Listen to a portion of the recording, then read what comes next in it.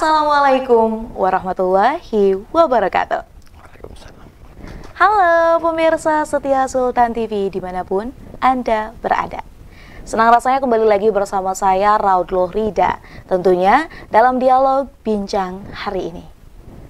Pemirsa, perkembangan global tidak hanya membutuhkan manusia yang cerdas, namun juga bermoral. Nilai-nilai moral dapat ditanamkan dan dikuatkan dengan bacaan ataupun melalui berpikir kritis. Salah satunya bisa melalui literasi. Nah, tentunya ada banyak sekali macam-macam literasi dan yang akan kita bahas hari ini mengenai literasi keagamaan. Landasan kemakmuran suatu negara terletak pada kemampuannya memahami dan menguasai literasi di berbagai bidang kehidupan.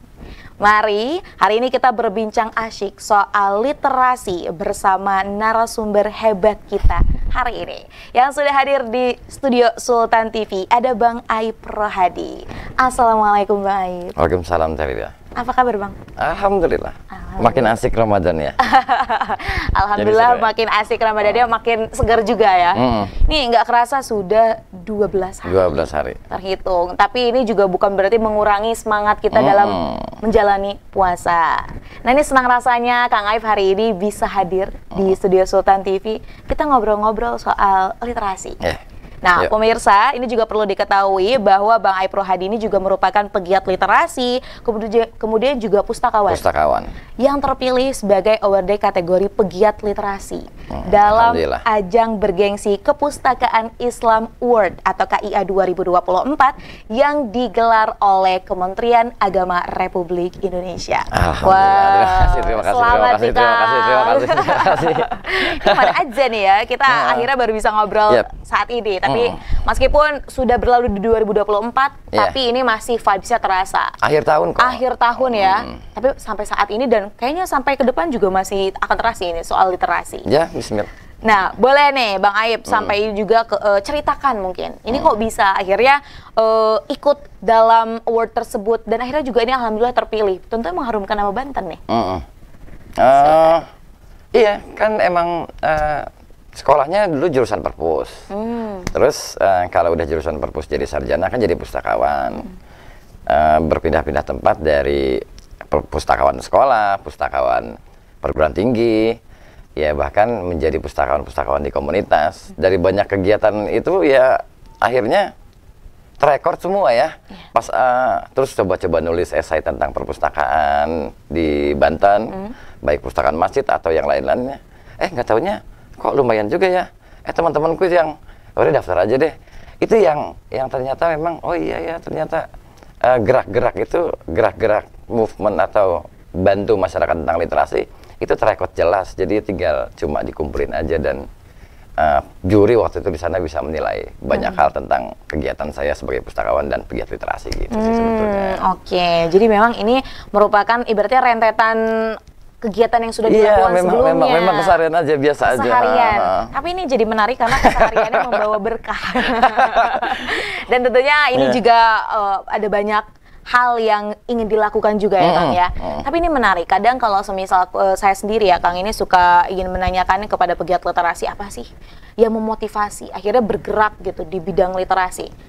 Di samping Bang Aib ini kan tadi jurusannya waktu ketika kuliahnya pustakawan. Perpustakaan. Seperti apa? Ya, jadi sebetulnya gini, ini kan bukan tempat yang mewah ya, nggak kayak kedokteran, nggak kayak teknokrat, nggak kayak ekonom. Jadi memang saya beberapa teman-teman pustakawan itu akan melandasi dirinya biasanya semata-mata hanya melayani umat melaksanakan ibadah ayat Quran yang pertama gitu. Biar kan nggak gede gajinya, cek deh boleh. Jadi iya, jadi memang modalnya harus dari hati semua. Beberapa teman-teman pustakawan meyakini itu, maka kelancaran-kelancaran dalam bergerak, wah itu di luar dugaan deh. Ada yang support, ada yang, nah itu dari situ. Cuma memang yang paling penting adalah keluarga adalah tempat yang paling signifikan untuk bisa mendampingi umat untuk menjadi pribadi yang lebih baik dari sebelumnya, kira-kira gitu. Jadi ini bagian dari cara saya untuk kalau saya melakukan banyak hal di luar sana, masa saya nggak ngelakuin hal ini di rumah gitu. Sebetulnya individual banget saya juga pengen untung sendiri gitu ya. Oh ya udah akhirnya ya udah saya banyak melakukan banyak kegiatan baik di komunitas tentang perpustakaan, baik di masjid, di perpustakaan masjid atau perguruan tinggi dan sekolah. Ini mengingatkan saya bahwa saya harus melakukan kegiatan literasi ini di rumah demi menjamin generasi saya menjadi lebih baik di yang akan datang. Gitu. Oke, jadi sebenarnya ini tuh berasal dari keluarga sendiri. Dimulai dari skup yang kecil ya sebenarnya. Ini akhirnya juga bisa memotivasi dan juga memberikan hal positif untuk semua. Ini bayangkan kalau seluruh masyarakat Indonesia melakukan hal yang sama. Nah ini kan akhirnya tidak ada nih anggapan bahwa kita masyarakat Indonesia ini malas berliterasi atau bahkan sangat-sangat rendah sekali tingkat literasinya. Tapi tadi menarik nih, Bang Aib juga menyampaikan bahwa salah satu upaya yang dilakukannya kan membuat bukan taman baca ya, lebih tepatnya mungkin seperti perpustakaan. Nah ini lokasinya tadi ada di masjid-masjid juga. Iya. Betul. Nah ini bagaimana ceritanya, Kang? Iya, setelah 2018, 2019 pernah menjadi peringkat 4 nasional pustakawan di perguruan tinggi, mewakili Banten juga waktu itu. Saya ngerasa yang kayaknya udah selesai nih. Tridharma itu banyak kampus-kampus yang terpenjara sama akreditasi perpustakaan. Itu sangat menjenuhkan buat saya. Waktu saya jadi pustakawan perguruan tinggi, mereka terpenjara akreditasi, mencoba memenuhi kebutuhan buku buat mahasiswa dan dosennya, tapi nggak pernah terpenuhi. Akhirnya saya melihat bahwa Tridharma, ternyata ada pengabdian masyarakat. Karena saya merasa bahwa, aku alumni UIN nih, UIN Syarif Hidayatullah Jakarta waktu itu, ke masjid, gitu. Dan dari situlah mulai bahwa bersama Pak Kadarisman dari Kanwil Kemenak waktu itu membangun komunitas religi, relawan literasi keagamaan. Religi. Ya, relawan literasi keagamaan yang teman-teman yang lain coba bersih-bersih musola dan masjid. Aku dan teman yang lainnya bikin perpustakaan masjid. Nah, dari situ jadi perpustakaan masjid yang pertama. Dimulai dari sana, sudah mulai punya tekad. Kota Serang itu kecil ternyata, pas lihat demografinya. Kota Serang itu kecil, cuma 6 kecamatan. Yaudah deh, jadi motivasi saya pribadi dan teman-teman untuk yuk kita bikin satu perpustakaan masjid di satu kecamatan. Dan ada kampung literasi yang menarik buat saya coba kunjungi ke sana dan saya juga bantu bikin perpustakaan masjid di sana. Itu yang kedua. Kalau tinggal 4 lagi kayaknya 2025 selesai ini mimpi satu perpustakaan, satu perpustakaan masjid. Dan mungkin itu juga Kak Arenda yang bisa sampai pada posisi jadi pegiat literasi award di Kementerian Agama karena beberapa yang lain lebih turun ke masyarakat. Saya sudah mulai melirik masjid menjadi tempat yang strategis untuk meningkatkan minat baca masyarakat. Meningkatkan minat baca, karena kan biasanya kalau datang ke masjid identiknya mau beribadah. Nah sebenarnya kan ada banyak sekali ya macam-macam ibadah. Salah satunya ketika kita menambah ilmu pengetahuan itu juga merupakan ibadah. Nah pas banget gitu kan ya diposisiin ada taman baca ataupun buku-buku yang ada di masjid.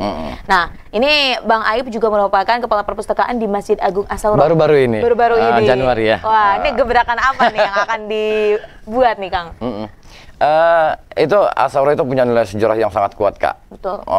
Dan tempat pahlawan-pahlawan Banten itu berbanyak berpikir di sana sepertinya begitu saya baca beberapa artikel tentang Masjid As-Saurah. Maka saya melihat bahwa hari ini melihat taman-taman yang sudah bagus itu ya, saya cuma pengen ada rak-rak buku di tiap-tiap taman itu ngikutin subjeknya. Kayak misalnya ada subjek rak buku anak Islami, cerita buku anak Islami. Terus di sana ada parenting keluarga Islami atau yang tentang ibadah, atau toharoh. Jadi di setiap taman yang udah keren itu ada rak-rak buku yang dibiarkan bebas orang membacanya. Dalam rangka lebih dari sekedar membaca, tapi lifestyle, bahwa duduk di sana nggak sekedar selonjoran, tapi menjadi tempat ruang baca dan ruang edukasi seperti diskusi atau kajian-kajian kecil tiap-tiap komunitas yang hadir di sana. Jadi benar-benar mengaktifkan masjid ya? Ya, menggairahkan. Ya, menggairahkan. Jadi orang-orang ini tidak takut lagi gitu kalau misalnya datang ke masjid. Biasanya kan, enggak lah, mungkin pada sholat kayak gini. Padahal ada banyak hal positif. Tapi dalam tanda kutip positif ya dilakukan. Salah satunya tadi ketika membaca di masjid. Ini kalau tadi kan Bang Aib mempunyai rencananya di 2025 ya di Kota Serang dulu.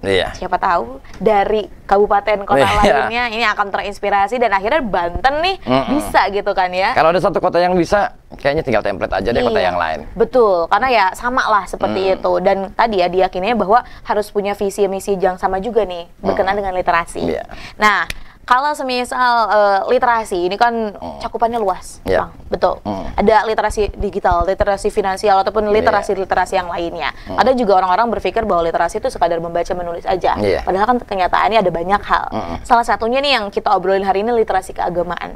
Ini ada pemirsa juga pasti yang belum paham terkait dengan apa sih literasi keagamaan. Apa kalau dari sudut pandang Bang Aib sendiri? Kalau literasi kan asal muasal kata. Kita kan kenal kata literasi itu dari tahun 2007 deh. Belum lama literasi itu. Asal katanya literatur. Ada bacaan, ada tulisan dalam bentuk di batu, di bahan, di daun, waktu itu dan sifat tulisannya itu alfabetis, numerik dan simbol. Cuma tentu kalau udah ada tulisan literasi itu kan berarti ada pembacanya. Dan ada pesan atau makna. Bahkan kalau kita hanya sekedar baca dan tulis, kita harus lebih dari itu, kan ada maknanya gitu. Biasanya ada pesannya yang mau disampaikan dari tulisan itu. Nah, dari situ sebetulnya kita tahu betul ayat Quran itu menjamin bahwa kita harus banyak mengetahui banyak hal tentang pengetahuan. Nah, kata kuncinya memang membaca akan banyak pengetahuan yang bisa diterima sama kita. Tapi pengetahuan itu untuk menjadi lebih baik, kata kuncinya itu ya diskusi. Jadi diskusi itu ada ini loh Kak, ada yang tentu kalau misalnya ada petani, petani akan ngobrol dengan dosen atau profesor pertanian, itu pasti obrolannya luar biasa. Cuma yang menjadi persoalan bahwa kompetensi untuk diskusi di komunitas-komunitas yang sesuai sama diri kita, itu harus lingkungan yang asik dan menyenangkan, bukan lingkungan yang menyebalkan gitu loh, yang itu. Nah itu, yang diskusinya ada ruang-ruang itu.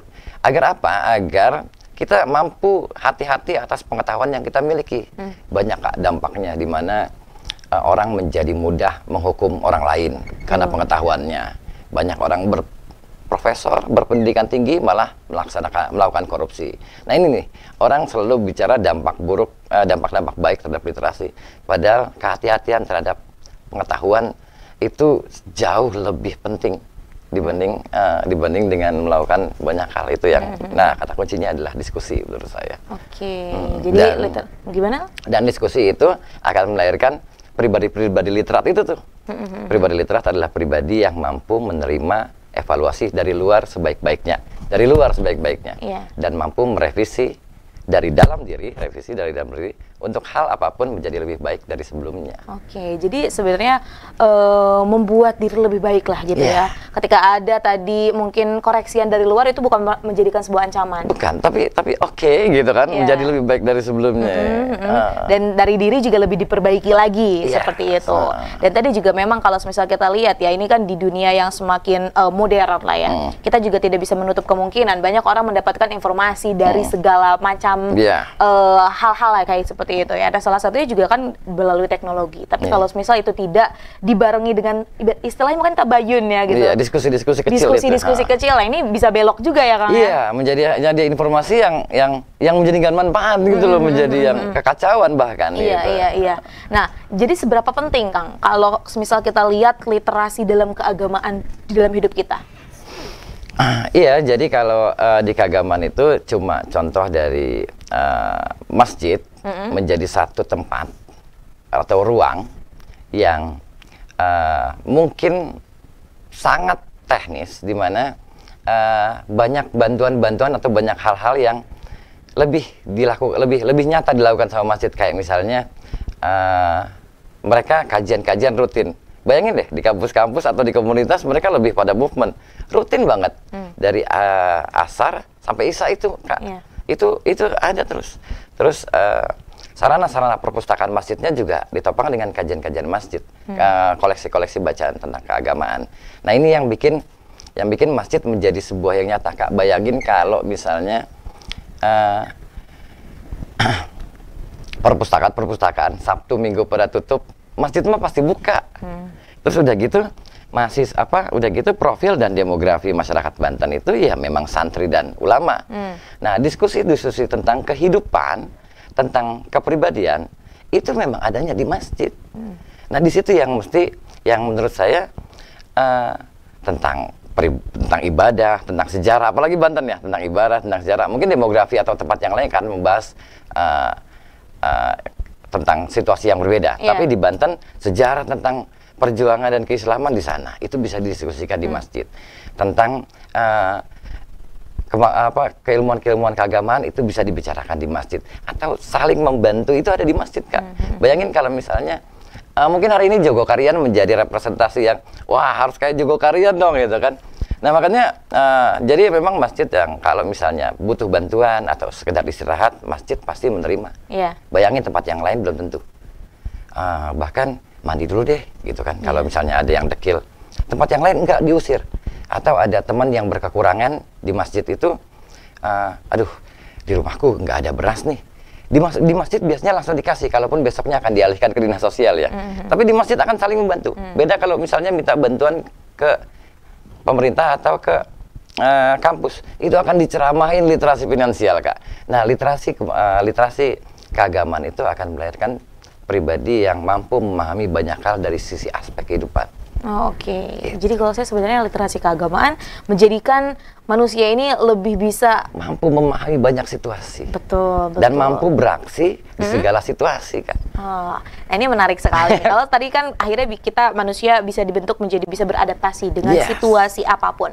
Pasti kalau seperti itu kan kepribadian kita pun akhirnya menjadi lebih baik lagi. Nah ini kalau kita lihat ya dalam kacamata Bang Aib nih ya, ini bagaimana literasi keagamaan berhubungan dengan pembentukan karakter ataupun kepribadian seseorang.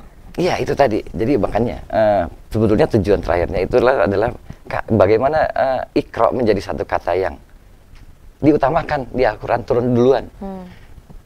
Dari banyak kata-kata peringatan, kata-kata indah di Al-Quran, kenapa harus Iqra gitu kan? Nah itu yang tadi saya bilang, tujuannya adalah menjadikan pribadi mampu memahami banyak situasi dan siap beraksi di segala situasi. Nah itu dia yang bikin bahwa literasi keagamaan akan melahirkan pribadi yang dia siap banget tanpa merubah situasi hal-hal yang fundamental. Kayak misalnya dia tentu akan melakukan banyak hal yang di masjid selain beribadah, tapi tetap dijaga ibadahnya. Itu tuh yang saya bilang terus mereka ada toilet yang sudah bagus gitu, mereka akan siram itu toilet. Dan kalau ada pembangunan yang sudah dibangun sama pemerintah, itu nggak dipilok-pilok gitu loh. Ya itu loh yang saya bilang, di mana literasi keagamaan akan membentuk manusia menjadi pribadi yang mampu memahami situasi dan siap beraksi di segala situasi, tentu dengan kebaikan. Bayangin, Kak, kalau misalnya semuanya sudah dibangun secara infrastruktur, Kota Serang, wah bagus-bagus, tapi tidak didampingi dengan manusia-manusia yang mampu memahami itu. Nah, disitulah posisi literasi keagamaan. Betul. Jadi akhirnya ini juga membentengi dari sikap-sikap yang tidak baik ya. Itu. Dan tentunya ini bisa mengikis krisis moral. Yang kadang kan, bukan kadang ya, memang saat ini juga menjadi persoalan.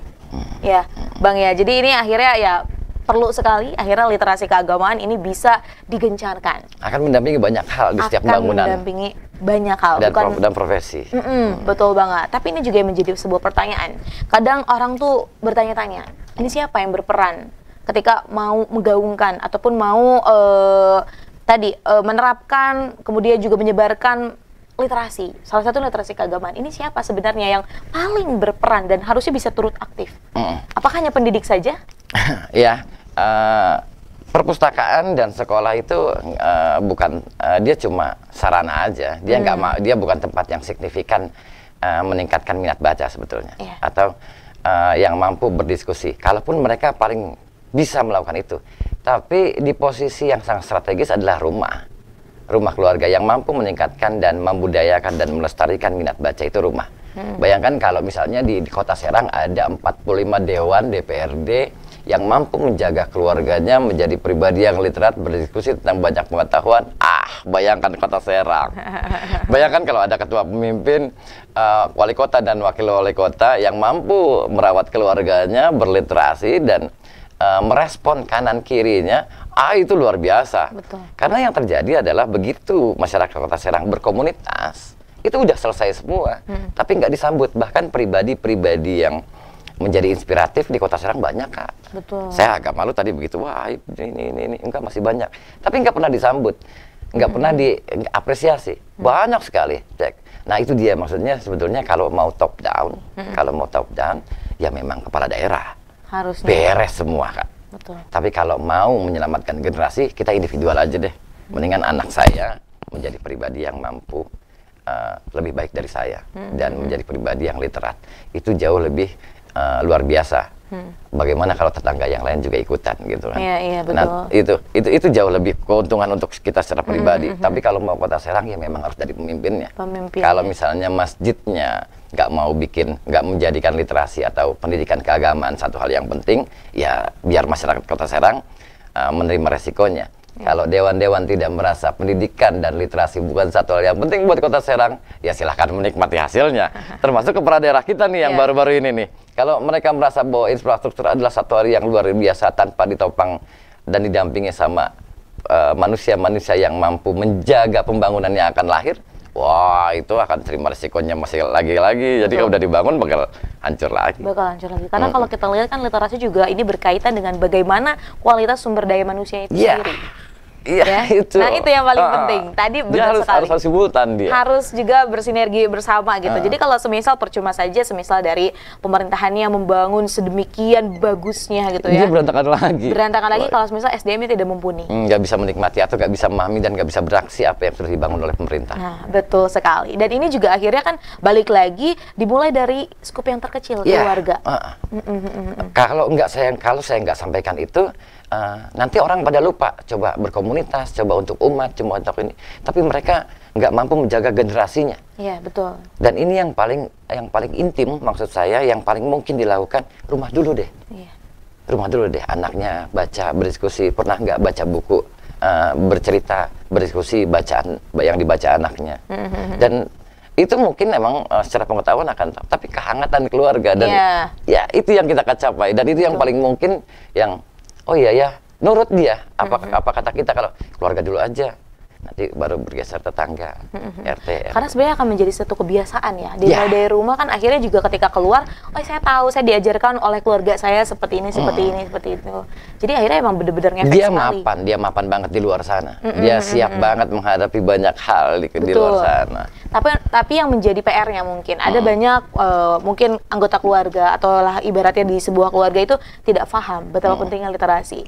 Nah ini adalah salah satu upaya juga yang dapat dilakukan oleh para pegiat literasi yang ada. Nah ini juga melalui media ya, kita kan menyebarkan juga ini loh pentingnya gitu kan. Ini bisa bayangkan kan kita nih biasanya, kita punya impian Indonesia emas gitu. Menurut Bang Aib sendiri, kalau semisal melihat kondisi Indonesia saat ini dengan generasi yang mungkin juga literasi yang masih minim, akankah 2045 kita benar-benar menjadi Indonesia emas? Bisa. Persoalan mau sih sebetulnya. Yang paling karena memang beberapa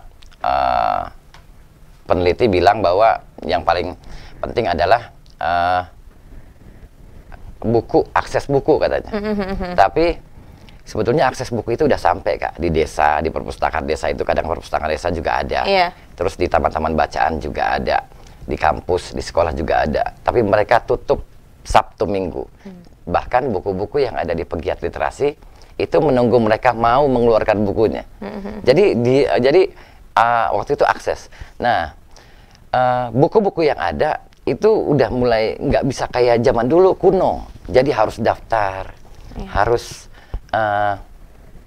pinjam dan kembalikan. Dibrutalin aja, dibebasin aja buku. Tapi buku-bukunya sesuai dengan kalau lingkungan itu petani ya buku-buku pertanian disesuaikan agar tepat dengan guna. SDM yang adanya. Jangan sampai tadi sasarannya siapa dikasih bukunya apa gitu kan. Koleksi-koleksi yang tepat guna dan dibuat akses buku semurah mungkin, tentu dengan menjaga harga-harga penerbitan buku ya, biar penulis-penulis tetap mendapatkan rezekinya. Dibeli sama pemerintah, buku dilempar aja semuanya. Kita nggak jadi langka dan murah dan mahal. Itu akan jadi, itu dapat dampaknya kok. Itu tinggal mau apa enggak pemerintah itu. Jadi sebenarnya ada banyak sekali program-program bermanfaat. Tapi yang paling penting adalah ini balik lagi ke diri sendiri, depends on their self. Iya. Mau atau enggak? Enggak. Bahaya kalau Atau kita jaga keluarga kita sendiri aja deh gitu kan, kalau negaranya nggak mau gitu. Dimulai dari hal terkecil gitu ya, dimulai dari keluarga. Nah, baik. Bang Aib, nggak kerasa, sudah 30 menit ya kita ngobrol. Terima kasih. Ini sore-sore ngabuburit, kita dapat insight yang banyak sekali dan ini bermanfaat banget pemirsa berbicara mengenai literasi. Tapi sebelum menutup perjumpaan kita di sore hari ini, boleh disampaikan closing statement kepada pemirsa setia Sultan TV tentang tema kita hari ini, literasi keagamaan meningkatkan pendidikan moral. Silakan. Ya, bersyukur sama seluruh manusia yang indranya berfungsi dengan baik. Karena literasi itu membaca itu sehat, menulis itu hebat, menonton itu seru, bermain itu asyik, mendengar itu syahdu. Maka pastikan kita dan keluarga menjadi pribadi yang mampu memahami banyak situasi dan siap beraksi di segala kondisi. Baik, terima kasih Bang Aib. Wow, closing statementnya mantap banget nih. Nanti ini kita kutip ya. Nanti kita buat quotes lah kayak gitu. Alhamdulillah. Senang rasanya Bang Aib bisa ngobrol banyak hal juga. Sama-sama. Semoga nggak kapok datang ke Sultan TV. Enggak lah. Kita ngobrol-ngobrol karena kalau ngomong literasi ada banyak banget yang bisa kita ulik. Dan semoga ini juga bermanfaat bagi pemirsa setia Sultan TV. Sehat dan sukses terus Bang Aib. Amin. Kita tutup perjumpaan kita hari ini. Pemirsa setia Sultan TV dimanapun Anda berada. Demikian perbincangan kita bersama Bang Aib Rohadi, membahas mengenai bagaimana literasi keagamaan.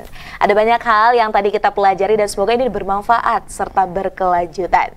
Saya, Raud Lorida dan segenap kru yang bertugas pada hari ini mengucapkan terima kasih, pamit undur diri. Sampai jumpa. Wassalamualaikum warahmatullahi wabarakatuh.